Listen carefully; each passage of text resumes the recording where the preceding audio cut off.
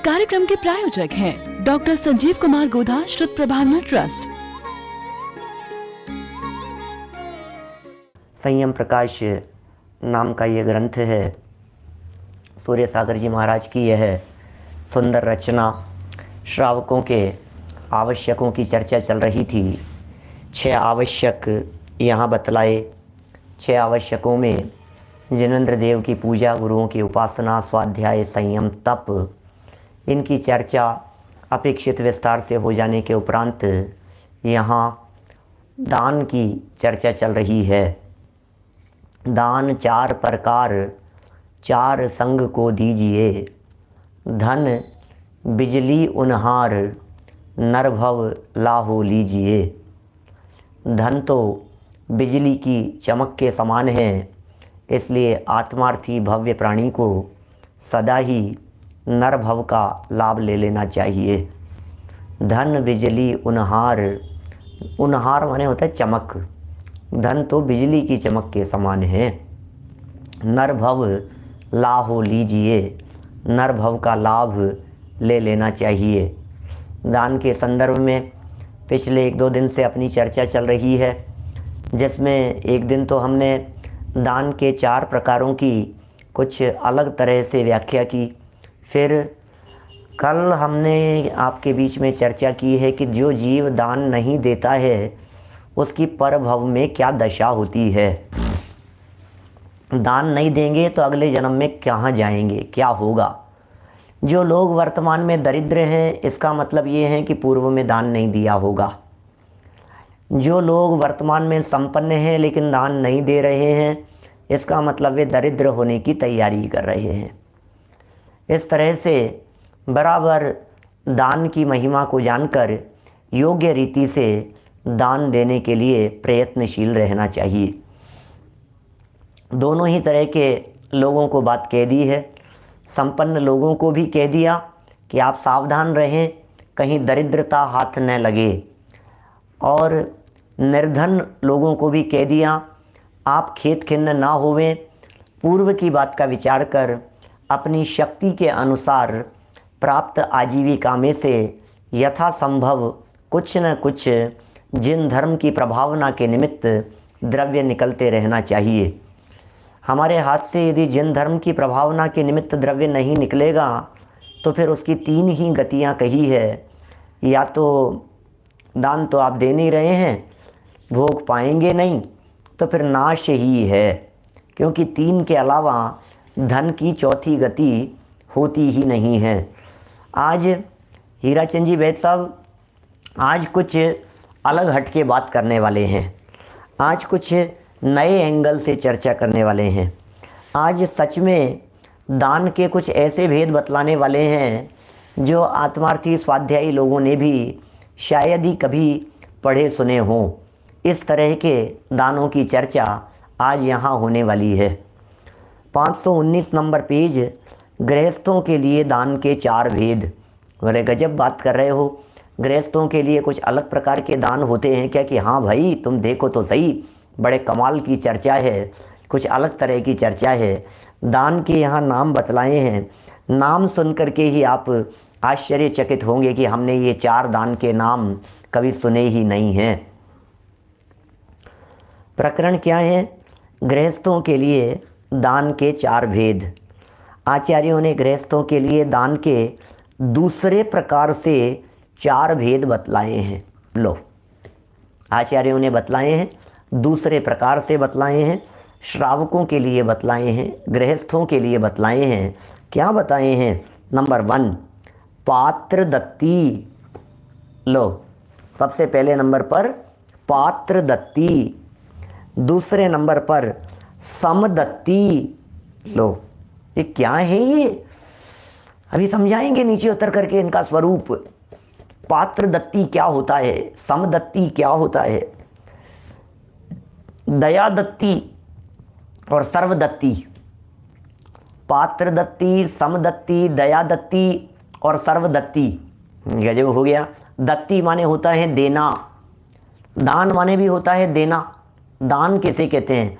देने का नाम दान है और लेने का नाम आदान है। आप कहते हैं ना आदान प्रदान। आदान प्रदान क्या होता है? आदान प्रदान क्या चीज़ है? दान माने लेना, प्रदान माने देना। प्रकृष्ट रूप से जब किसी व्यक्ति को कोई बात कही जाती है तो उसे प्रदान कहते हैं, और जब वो चीज़ उससे ली जाती है तो उसे आदान कहते हैं। लेने देने को आदान प्रदान शब्द से पुकारा जाता है, लेन देन, आदान प्रदान। तो प्रदान प्रकृष्ट रूप से देने का नाम प्रदान है। यहाँ क्या कह रहे हैं? तो दान माने देना ही तो हुआ, दान शब्द का अर्थ तो देना ही होता है। अब आचार्य देव कह रहे हैं यहाँ क्या करना? बोले पात्र को देना, सम को देना, दया से देना और सर्व देना। ये 4 तरह के दान के भेद हो गए। चलिए, पुरुषार्थ सिद्धि उपाय में नहीं आए थे इस तरह के दान के 4 भेद, है ना। पहला पढ़ रहे हैं अपन, पात्र दत्ती क्या होता है। उत्तम, मध्यम तथा जघन्य पात्रों को भक्ति पूर्वक दान देना, ये पात्र दत्ती है। लो, उत्तम मध्यम जघन्य पात्रों को देना, ये पात्र दत्ती है। पात्र देख करके दान दिया जाना चाहिए। योग्य रीति से योग्य पात्रों को दान दीजिए। हम किसे दान दे रहे हैं? योग्य देखो, योग्य व्यक्ति कौन है। अयोग्य व्यक्ति को दान नहीं देना। भाई साहब, जनागम में कुपात्र दान का फल कुभोग भूमि बतलाया गया है। कई तरह की चर्चाएं मिलती है शास्त्रों में, कुपात्र, अपात्र, पात्र, सुपात्र और पात्र। जो कुपात्र है ना, खोटे पात्र हैं, योग्य पात्र नहीं है।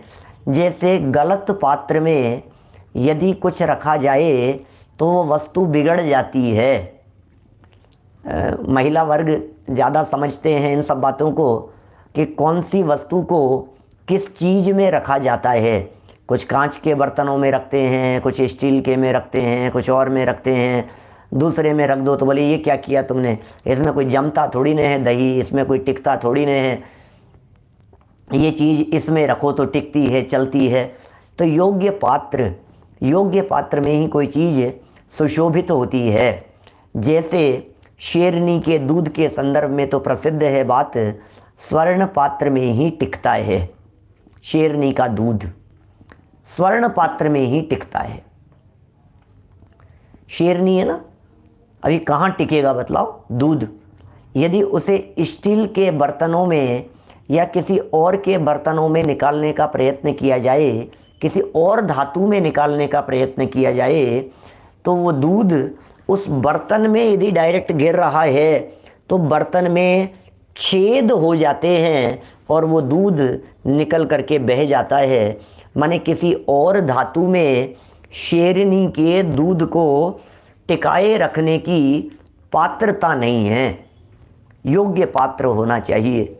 इसी तरह से ये जिनवाणी के लिए भी कोई योग्य पात्र चाहिए। जब तक योग्य पात्र न मिले तब तक आप उसे ना देवें। देखिए यहाँ जो बात चल रही है, ये कह रहे हैं यहाँ पर पात्र दत्ती। पात्र का विचार करो, कौन पात्र है, योग्य पात्र कौन है। हमारे यहाँ जनागम में 3 तरह के पात्र बतलाए हैं। 3 तरह के पात्र। पात्र माने बर्तन ही नहीं होता है, ग्रहण करने वाले को भी पात्र कहते हैं। उत्तम पात्र, मध्यम पात्र तथा जघन्य पात्रों को भक्ति पूर्वक दान देना, ये पात्र दत्ती है। उत्तम पात्रों को देना, मध्यम पात्र को देना, जघन्य पात्र को देना और भक्ति पूर्वक देना। भक्ति होनी चाहिए। आपने दान तो दिया लेकिन आपके परिणामों में खेद खिन्नता है तो वो दान योग्य दान नहीं है। आप यदि दान दे रहे हैं तो आपके हृदय में बहुत दान देय मन हर्ष विशेखे, ऐसे शब्दों के प्रयोग किए। दान देय मन हर्ष विशेखे, विशेष प्रकार का उल्लास उत्साह दान दे करके। ओहो, अरे भैया, हमने दान दे करके सामने वाले के ऊपर एहसान नहीं किया है, अपितु अपने ही कषायों को मंद किया है। हमारे हृदय की सरलता, क्या हमारे हृदय की सरलता का सूचक है ये। देखिए क्या कह रहे हैं, दान देय मन हर्ष विशेखे। उत्तम पात्र कौन है? बोले मुनिराज ये उत्तम पात्र है, वीतरागी संत ये उत्तम पात्र हैं, भावलिंगी संत ये उत्तम पात्र हैं। पात्र दान में सर्वोत्तम है आहार दान दिया जाना चाहिए। मुनिराजों को, योग्य मुनिराजों को उनकी पदवी के अनुकूल जानकर उन्हें आहार दान दिया जाना चाहिए। देखिए नंबर 3, 2 मध्यम पात्र कौन हैं?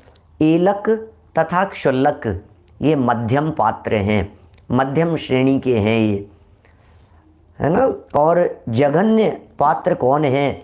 प्रतिमाधारी श्रावकों को जघन्य पात्र कह करके पुकारा है।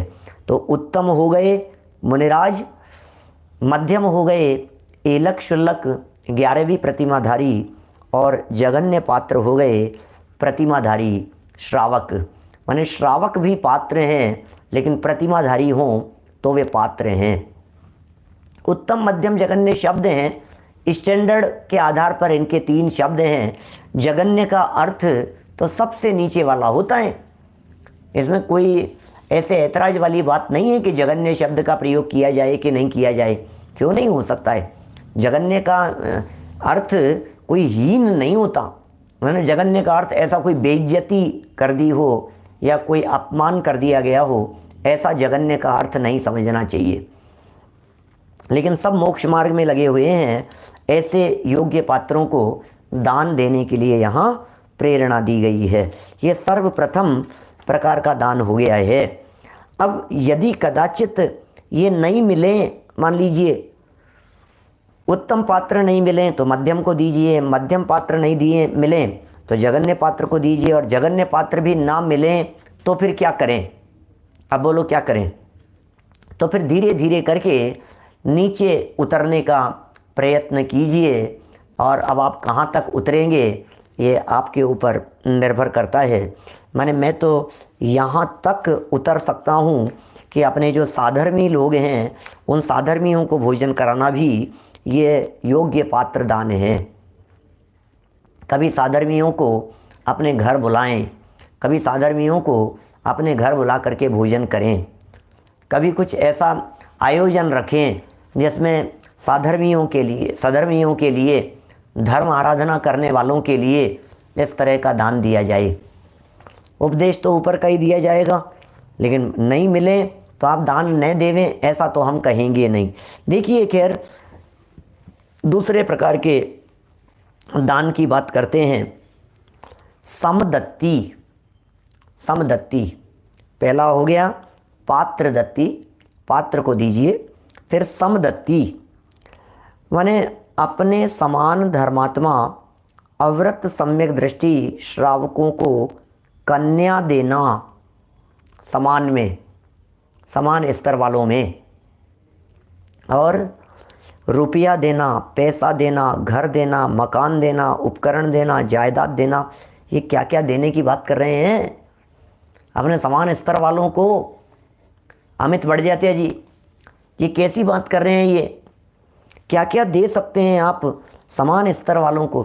देखिए उससे कम वाले को पात्र नहीं कहा था। ऊपर जो उत्तम मध्यम जघन्य पात्र की चर्चा की थी, आप सोच सकते हैं कि उस जगह पर सम्यक दृष्टियों को क्यों नहीं शामिल किया।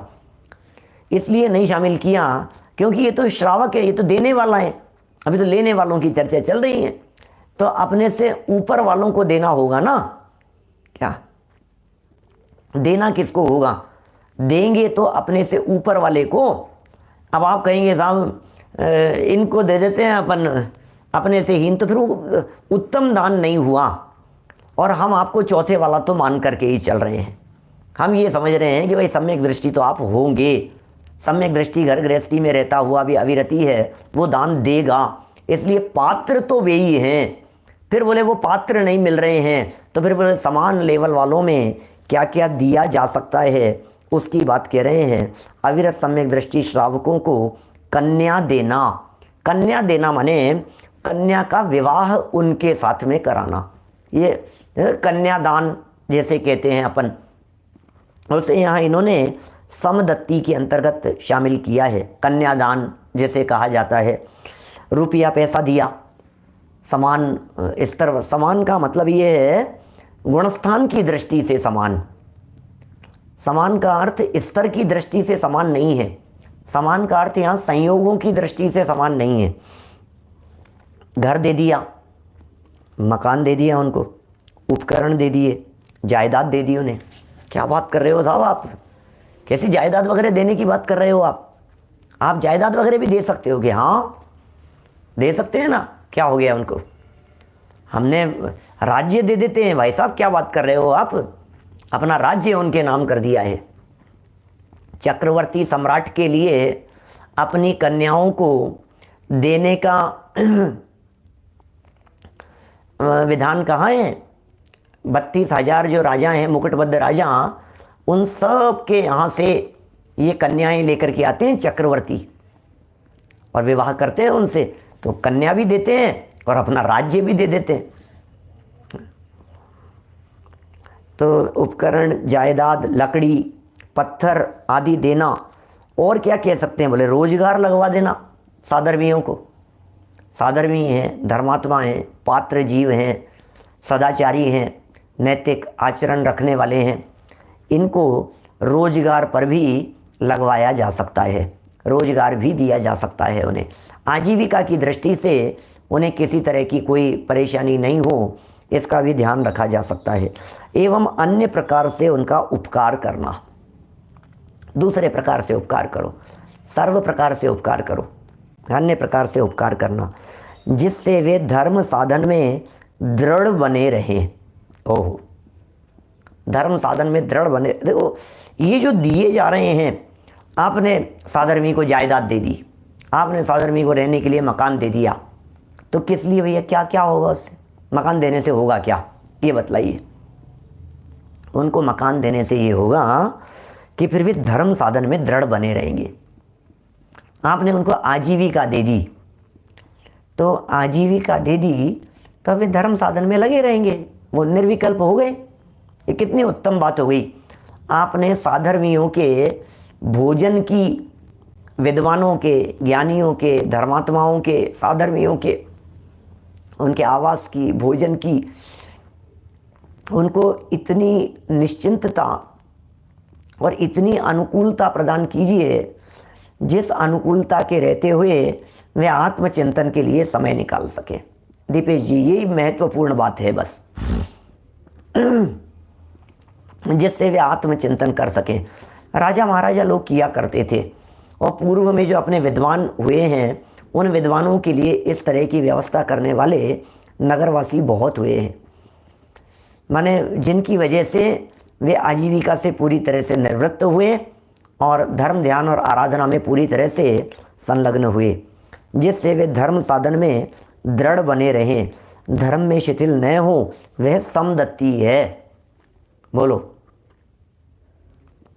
समदत्ती के लिए हमेशा तैयार रहना चाहिए। बहुत बढ़िया। पात्र दत्ती हो गई, पात्र दान दीजिए, समदत्ती दीजिए, समान लोगों में इस तरह का। बोले कोई बात नहीं, कोई बात नहीं, साधर्मी हैं, कोई बात नहीं, इनकी व्यवस्था हमारे पास में होगी, इनके लिए हम करेंगे। सदासुख दास जी ने लिखा है इस तरह की बातें, क्या रत्नकरण श्रावकाचार्य में ऐसी बहुत सारी बातें लिखी है। चलिए और आगे बढ़ते हैं थोड़ा सा। दया वृत्ति, दया वृत्ति भी और दया दत्ती भी। अब दया वृत्ति ज़्यादा उपयुक्त लगता है, देने की दृष्टि से दया भाव रखना, इसे भी दान में शामिल किया है। दया, दुखी, दरिद्री, बुभुक्षित, लंगड़ा, पंगु, अंधा, बहिरा, काना, कोढ़ी, उत्तम, उन्मत्त, मकान रहित, परिवार रहित, बीमार, विद्यार्थी, अति बालक, अति वृद्ध, पशु, पक्षी, जलचर, थलचर, नपचर, समस्त जीवों की दया करना श्रीमंतों का परम कर्तव्य है। इस दान को दया दत्ती कहते हैं। एक करुणा दान है। पात्र दत्ती, समदत्ती के बाद ये करुणा दान है, जिसे दया दत्ती, दया वृत्ति, करुणा दान कह करके पुकारा गया है। ये किस तरह का दान हो गया है? ये भी है, आपको कोई दुखी जीव नहीं दिखाई देवे, ऐसे ही भावना भाते हो आप शांति पाठ जब बोलते हो तब आप रोजाना बोलते हो ना, सुखी रहे सब जीव जगत के, कोई कभी नहीं घबरावे, बैर पाप अभिमान छोड़ जग नित्य नए मंगल गावे। आप ये जो भावना भाते हो आप शांति पाठ में रोजाना, क्या इस भावना में दुखी दरिद्री जीवों के प्रति करुणा का भाव नहीं झलकता है? ये भावनाएं कोरी ही भावना है। दरिद्रियों के प्रति बुभुक्षित माने भूखे व्यक्ति, लंगड़े हैं, आप सहयोग कीजिए उनका। हमारे हैं एस.एल. गंगवाल साहब जयपुर में, किसी व्यक्ति का यदि हाथ टूटा हुआ हो, पैर टूटा हुआ हो, तो उसके लिए वो बिल्कुल ऐसे शिविर लगाते हैं पूरे दुनिया भर में। आप चाहें तो आपके शहर में भी आकर के वो व्यवस्था कर सकते हैं। उनकी टीम आएगी, जिनके हाथ टूट गया है, पैर टूट गया है, लकड़ी के लगाएंगे और वो अपना काम खुद कर सकें। हमारे जयपुर में शांतिलाल जी गंगवाल साहब, विपिन जी गंगवाल परिवार से बहुत अच्छा काम, सेवा भावना से निःशुल्क शिविर लगाए जाते हैं, निःशुल्क प्रदान किए जाते हैं।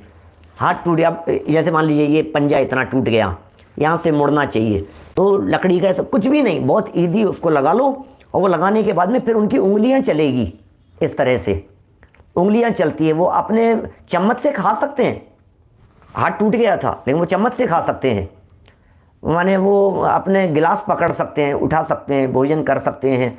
तो इस तरह से वे निःशुल्क शिविर लगाते हैं। आँखों के शिविर की बात नहीं कर रहा मैं, तो ये कृत्रिम लकड़ी के हाथ पांव बना करके उन्हें लगाने की बात कर रहा हूँ। ये सब दया वृत्ति की बातें। लंगड़े हैं, पंगु हैं, इस तरह से अंधे व्यक्ति हैं जिनको दिखाई नहीं देता है, उनके लिए आप क्या सेवा के कार्य कर सकते हैं। बहुत सारी ऐसी अंधे बहरों वगैरह के लिए ब्रेल लिपि चलती है, एक जो शिक्षा की दृष्टि से उन्हें पढ़ाया जाता है, पढ़ाई के लिए, ज्ञान प्राप्त करने के लिए उनके लिए अलग तरह की किताबें होती है। गूंगे बहरे वगैरह के लिए स्कूल वगैरह सब अलग तरह के होते हैं, उनमें भी योगदान दिया जा सकता है। ये सब सामान्य दया की बात कर रहे हैं, ये दया दान की बात कर रहे हैं, करुणा दान की बात कर रहे हैं। ये कोई धर्म नहीं है। ये करते हुए दुनिया में कोई व्यक्ति अपने आप को धर्मात्मा नहीं समझ ले वे क्या। देखिए ये कह रहे हैं हाथ ही लगाते हैं खाली, पैर महावीर विकलांग समिति में लगाते हैं, लेकिन दोनों ही जयपुर में लगाए जाते हैं। जयपुर फुट भी फेमस है। देखिए पंगु है, अंधा है, बहरा है, काना है, कोड़ी है, अभी किस किस तरह के जीव। और ये हमने ये सारी दशाएं बिताई है भाई साहब, बहुत बार बिताई है। जिसके जीवन में औरों के प्रति करुणा भाव नहीं है, जिसे दीन दुखी जीवों को देख करके जिसके हृदय में करुणा का भाव नहीं आता है, जिसका चित्त दया से भीगा हुआ नहीं है, उस व्यक्ति के चित्त में ये धर्म रूपी उत्तम पवित्र वस्तु ये कैसे प्रवेश करेगी? ये धर्म उसमें कैसे प्रवेश करेगा?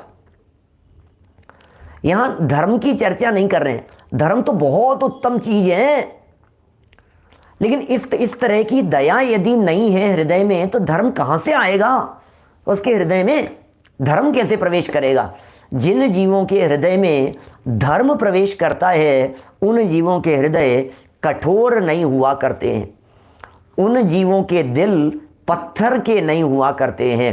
जिनका दिल नहीं पसीजता है दीन दुखी जीवों को देखकर, ये धर्म की चर्चाएं उनके लिए नहीं है। ये भूमि को निर्मल करने की चर्चा चल रही है। देखिए क्या लिख रहे हैं यहाँ पर, और देखिए उन्मत्त नशे में है, बेचारे को होश ही नहीं है, उसको होश में लाओ थोड़ा सा। मकान रहित है, क्या करेगा? परिवार रहित है, बेचारे के परिवार नहीं है। अभी हमारे विराग जी ने भी एक योजना चलाई जैन बच्चों के लिए। जैन परिवार के बच्चे और 6 से लेकर 14 साल तक की उम्र के बच्चे, जिनके माता पिता का स्वर्गवास हो गया, माता पिता का स्वर्गवास हो गया, कोरोना में महामारी में स्वर्गवास हो गया, ऐसे बच्चों के लिए बोले शिक्षा के लिए हम व्यवस्था करेंगे, आप हमारे पास में भेजिए। ऐसे सब बहुत उत्तम बातें है। इस कार्यक्रम के प्रायोजक हैं डॉक्टर संजीव कुमार गोधा, श्रुत प्रभावना ट्रस्ट।